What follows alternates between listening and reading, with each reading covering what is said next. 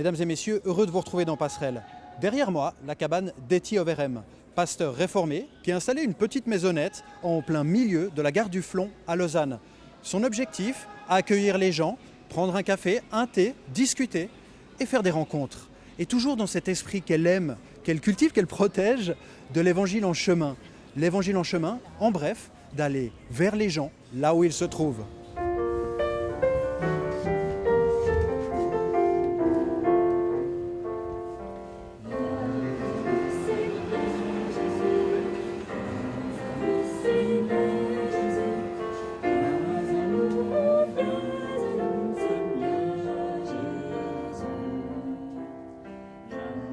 On se trouve où ici ?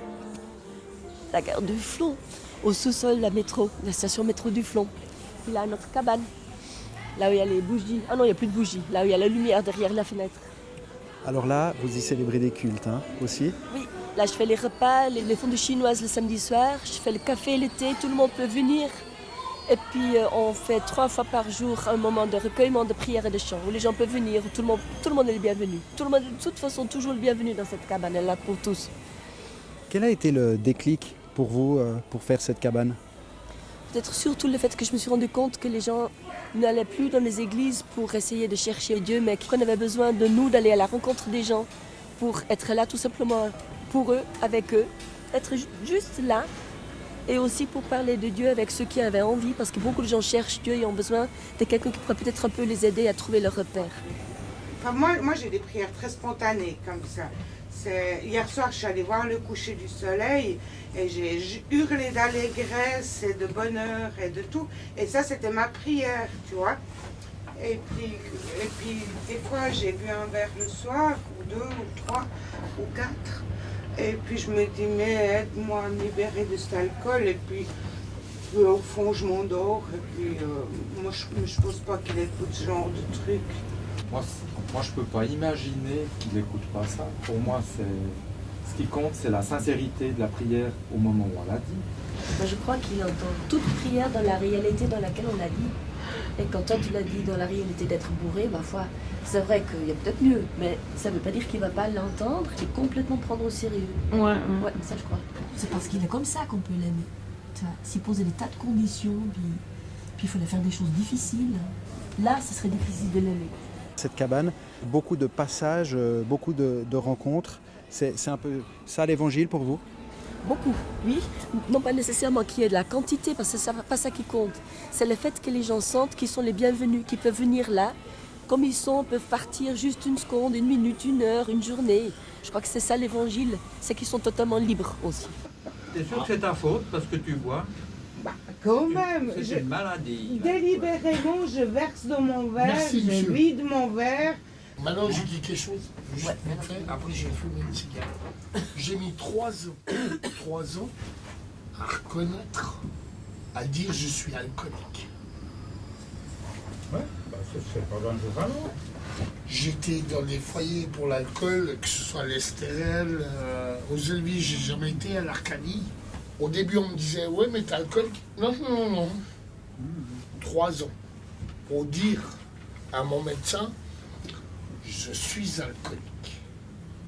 Nous savons que tu ne viens pas à nous, parce que nous aurions été justes et aurions fait juste, mais tout simplement parce que tu nous aimes.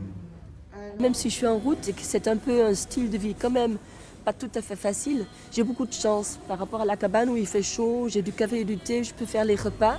C'est vrai que c'est parfois épuisant et en même temps c'est génial. Et je crois que d'ailleurs que Jésus lui-même, il a dû trouver aussi génial, même s'il n'avait pas de quoi reposer sa tête, d'aller à la rencontre de tellement de gens et de pouvoir leur parler de qui était Dieu. Il a dû avoir quand même beaucoup de plaisir aussi, je pense. Ouais, c'est différent d'une église où on va. Ouais, c'est l'église dans la rue, comme ça, c'est bien. C'est assez évangélique, quoi. Voilà, je dirais. Ouais. Du début, surtout du début des premiers chrétiens, quoi. On a découvert ça le week-end passé, tout à fait par hasard. Et je suis rentrée éblouie de son culte. Je suis rentrée éblouie et remontée à bloc à la maison. Et puis après, ça s'est effondré un peu pendant la semaine. Et puis aujourd'hui, je suis de nouveau bien là. Et puis je trouve bien parce que justement il y a de moins en moins de gens qui vont à l'église et puis comme ça leur donne la possibilité d'avoir la religion à portée de main. Mais là, cette idée aussi que dans la Bible, il y a beaucoup de passages où, au fond, Jésus est sur la route. Oui. Ça, c'est quelque chose qui vous parle? Ouais, bon, Jésus il se promenait dans les campagnes, etc. Mais il était aussi dans les temples de temps en temps, quoi. Mais quand il était dans les temples, c'était plutôt pour sortir leur cas de vérité à ceux qui se croyaient bien, quoi. Alors moi je suis revenue aujourd'hui justement parce que la semaine passée elle était très à l'écoute et je voulais retrouver ça. Parce que le dimanche, on va au culte et puis vous n'avez pas cette approche avec une pasteur. Parce qu'elle part à la fin du culte et puis c'est terminé. Tandis que là, on peut poser des questions, elle nous répond. Elle est extrêmement beaucoup à l'écoute. Ouais, je me suis dit, non, là, ils ont fait une petite cabane comme ça, mais sur le pont de... Pont Bessières, ils ont fait une petite cabane pour le mec qui se suicide. Mais justement, que ça ait lieu dans un endroit où tellement de choses se passent, un grand chapeau, un grand C'est gentil, bébé. Puis en même temps, c'est un régal d'être ici, de parler avec les gens qui rentrent, qui font confiance. C'est aussi une richesse. Que votre fille vienne ici, ça vous fait quoi? Ça nous fait quoi? Ça nous rassure, ça nous fait chaud au cœur. C'est qu'elle ait trouvé un lieu où elle trouve quelques réponses à ses multiples questions. Et je trouve aussi courageux qu'il y ait un lieu, qu'on soit religieux ou pas. Pour moi, c'est même pas la question, mais tout de savoir qu'il y a un lieu où, par exemple, un petit culte est tenu tous les jours pour des gens qui cherchent cela. Et moi, je trouve que ça a une portée qui va plus loin que simplement le cadre de la cabane, je veux dire. Pour moi, c'est quelque chose qui porte vraiment plus loin. J'ai envie de prier.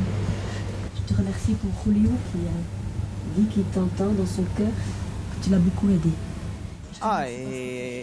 Aquí yo vengo porque encuentro paz, encuentro un ambiente de tranquilidad. Hablan de Dios, de la pajola de Dios, se llevan bien, hacen la Santa Cena sin ningún compromiso, te dan consejos.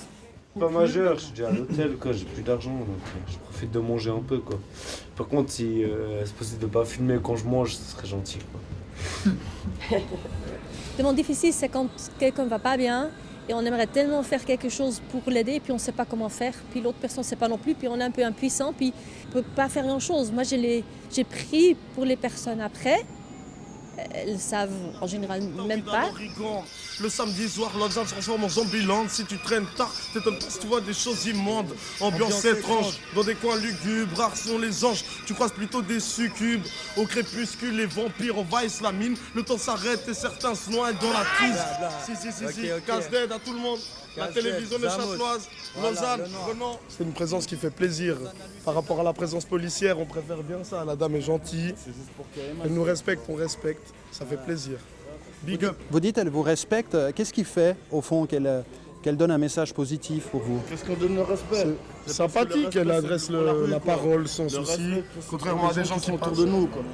Le respect, c'est pour les gens qui sont toujours autour de nous. T'as dit quoi, Dimson?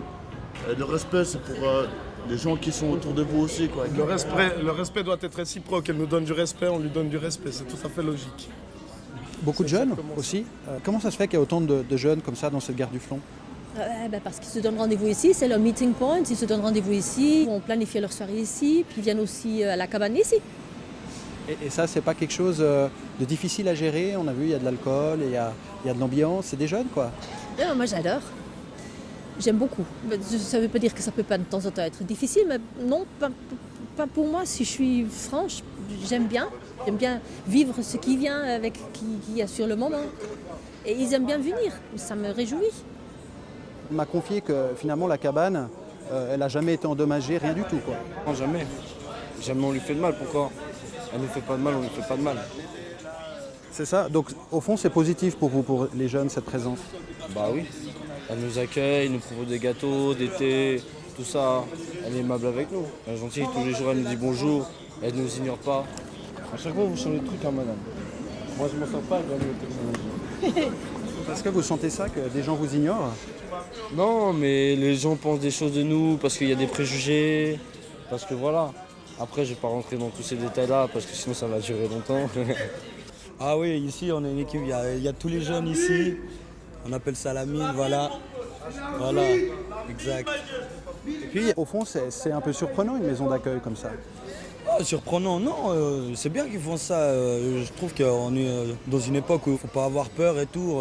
Même ici, on est plein de jeunes, on n'est pas des sauvages, on va agresser personne et tout. Faut le faire. Ça donne une autre image aussi à la ville.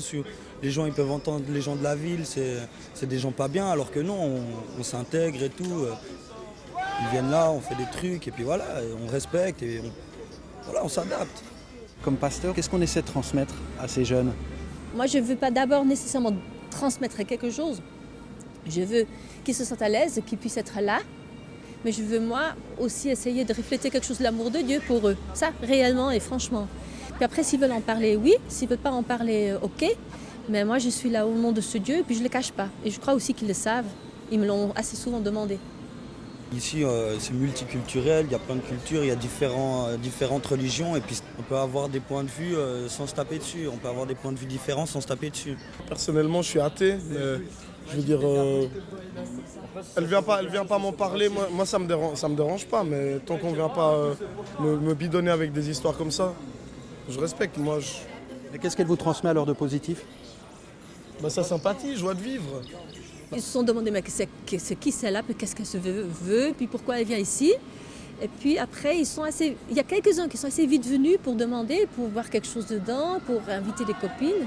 Puis après, ceux-là ont invité d'autres, qui ont invité d'autres. Puis comme ça, c'est devenu un peu plus connu, dans le sens qu'ils savent qu'ils sont les bienvenus. Et que je suis peut-être sur leur meeting point, mais ils sont les bienvenus chez moi et ils sont un peu chez eux, chez moi, quand même. Chez eux, chez vous. C'est ça, au fond, votre objectif? C'est un peu ce que je voudrais transmettre, ouais. Parce que, non pas pour faire quelque chose de pieux de ça, mais pas qu'ils viennent chez moi, parce que moi je suis chez moi, puis c'est tellement fantastique, j'ai tellement de choses à dire, mais qu'ils voient, je veux être un canal, je veux qu'à travers moi, peut-être, ils puissent aussi rencontrer Dieu. Même si on m'offre pas beaucoup de cadeaux, mais tu sais, la vie c'est déjà un grand cadeau. Y a pas besoin de gâteau, on n'est pas pourri gâté, on est déjà assez gavé comme ça par cette société. Putain, je suis collé à la rue, je n'arrive pas à m'en débarrasser. Je suis d'inter, vas-y à toi. Ok. Nos vies se résument avec ce qu'il a calèche, fait rentrer la thune et consommer. Je regardais le panneau là, puisque j'ai vu depuis plusieurs jours cette cabane, et puis je voulais voir plus en détail ce que c'était, puis c'est la première fois que je vois la table dehors. Quand on passe ici à la gare, des fois on a l'impression qu'il y a pas mal de personnes un petit peu paumées entre guillemets. Et je trouve que s'il y a une oreille, une écoute comme ça, je trouve très bien. On s'arrêtait ici pour prendre le métro et puis on a vu la table. Et puis on est venu pour voir et puis il y avait des chaises. Et on a regardé la cabane. Et puis on a vu le panneau qui disait entrer seulement. Et puis on est entré. Et l'idée de l'évangile dans la rue, enfin. En tout cas, je le trouve très bien. Et puis c'est un message qui est actuel, réel, et qu'on peut le faire sans besoin d'une église, mais c'est plutôt la mobilité, puis je le trouve bien. Primero me impresionó, ¿no? Nunca pensé que iba a encontrar un lugar así de la iglesia aquí en Lagar, pero sí. No, en Cuba están las iglesias, las personas van a la iglesia, pero nunca una cabaña así como esta en el medio de una estación de tren. En tout cas, ce qui m'a attirée, c'est déjà la table, la bougie, et puis le fait de rencontrer quelqu'un, de pouvoir parler avec quelqu'un. L'impression que les gens ne se parlent pas beaucoup.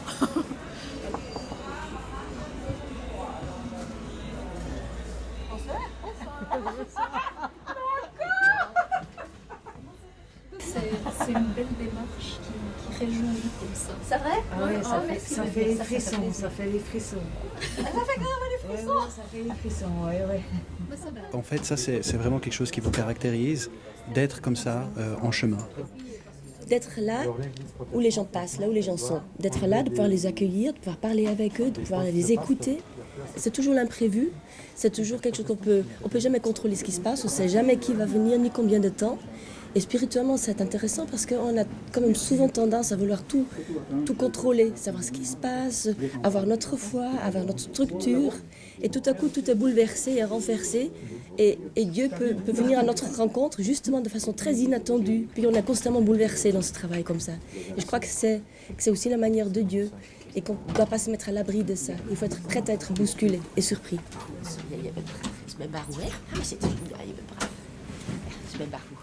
C'est qui là? Ça, c'est Barou. C'est Barou, c'est le compagnon de voyage. C'est le compagnon du cabanon. C'est le compagnon des jeunes qui passent.